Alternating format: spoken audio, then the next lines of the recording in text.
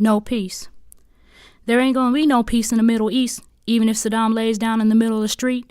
Fists and bullets ain't the way to resolve conflict, but what can you expect of America? That's the way we've been living it. Shotgun blasts and infected blankets in God's name led the way to indigenous peoples being conquered, and mamas cry, tears slide down slow, but none of us have ever lived in a war zone. Yeah, I know, drive-bys and gang warfare on the streets, but imagine having curfew 24 hours every day of the week. Imagine tanks rolling through your hood like lowriders booming, creeping, moving slow, flanked by troops, colors camouflaged in jet black to match the night, busting down your door, shooting you on sight.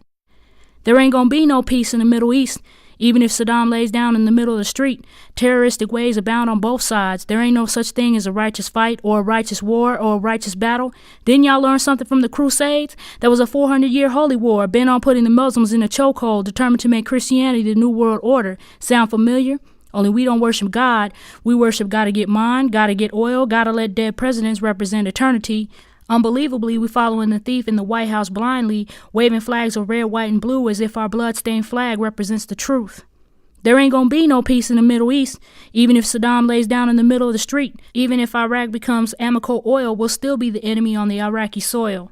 Death is a sentence we proclaimed on the masses. Now we look like a bunch of asses, talking about we're freeing them from oppression when we can't even run a damn election. You drop tons of candy on children with no home, threaten their lives with bullets, you on your own. Truth is, we support tyrants and terrorists daily. As long as America KKK gets her way, you can rape and pillage and drain your economy's wealth. You can force your children into slave labor, we don't give a fuck. As long as you keep giving us our cash, we're like the fucking mob, always expecting our kickbacks. There ain't gonna be no peace in the Middle East, even if Saddam lays down in the middle of the streets. It's hard to even think or write about peace in these times when life don't mean a thing, when pain is the only meaning in life, when a young sister is on the news as a POW, she is somebody's sister, she could be somebody's wife.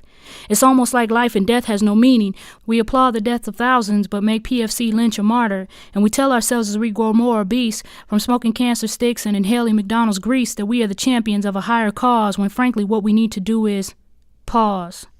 The reality is, my people, that life is the most wondrous of possessions, and I know the death of 3,000 on our homeland made us much more suspicious, but we have to think who failed to protect us, who has made laws that will surely oppress us.